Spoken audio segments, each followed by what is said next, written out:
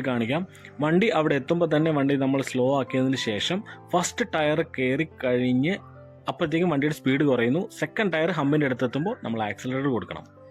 അങ്ങനെയാണ് നമ്മൾ കൃത്യമായി ഹമ്പ് കയറ്റി ഇറക്കേണ്ടത്. ഒരു ടയർ കയറി കഴിഞ്ഞ ഉടനെ തന്നെ വണ്ടിയുടെ വേഗത ഏകദേശം തീർന്നു. പിന്നെ അടുത്തൊരു ടയറോടെ കടക്കാനുള്ള വേഗത വണ്ടിക്കില്ല. അതുകൊണ്ട് എന്താ നമ്മൾ ചെയ്യേണ്ടതെന്ന് വെച്ചാൽ ആദ്യത്തെ ഒരു ടയർ കടന്നു, രണ്ടാമത്തെ ടയർ എത്തും. ഏകദേശം ഇവിടെ ഇത് കണ്ടില്ലേ, കുറച്ച് അടുത്ത് വെച്ചോ.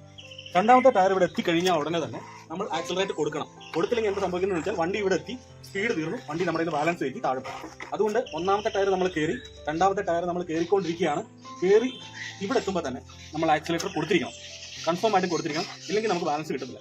ഇങ്ങനെ ചെയ്തെങ്കിൽ മാത്രമേ ഒരു സ്മൂത്ത് ആയിട്ട് ഒരു ഹമ്പ് നമുക്ക് വണ്ടി കയറ്റി ഇറക്കാൻ പറ്റും. അപ്പോൾ എങ്ങനെയാണെന്ന് ഒന്നുകൂടെ ഞാൻ പറഞ്ഞുതരാം. അപ്പോൾ നമ്മൾ വണ്ടി വിട്ടു വരുവാണ്. വണ്ടി എത്തി, ഏകദേശം ഇവിടെ എത്തിക്കഴിയുമ്പോൾ തന്നെ നമ്മൾ വണ്ടി സ്ലോ ആയി. എന്നാലും ഒരു ഹമ്പിൽ ഒരു ടയർ നമുക്ക് കയറി ഇറങ്ങാവുന്ന സ്പീഡ് നമ്മുടെ അടുത്തുണ്ട്. നമ്മൾ കണക്കൂട്ടി വെച്ചിരിക്കണം. ഏകദേശം ഇവിടെ എത്തി നമ്മുടെ വണ്ടി